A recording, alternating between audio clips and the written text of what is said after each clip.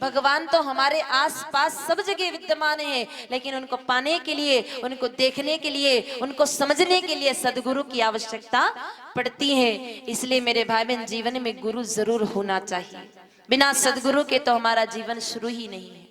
और हम इतने काबिल, इतने योग्य है भी नहीं मेरे भाई बहन कि भगवान को, अपने आप को हम भगवान को समर्पित करें और भगवान हमें स्वीकार कर ले।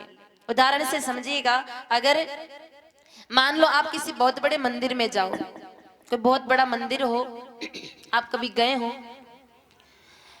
तो मंदिर में क्या होता है, बड़ी बड़ी जो सीढ़ियां होती हैं, सीढ़ी पर एक माला बेचने वाला बैठा रहता है। जब भी हम जाते हैं तो वो हमें माला देता है। तो माला बेचने वाला क्या करता है, कोई कागज का टुकड़ा होता है या पलाश के पत्ते में माला रख करके देता है,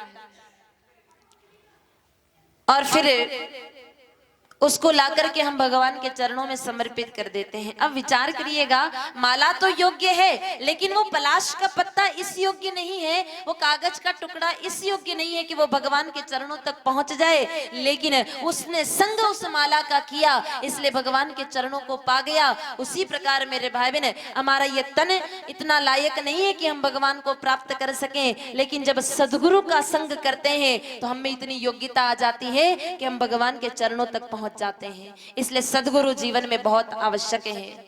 जो निगुरा है मेरे भाई बहन, वो भगवान की भक्ति तो करे लेकिन प्राप्त नहीं कर सकता।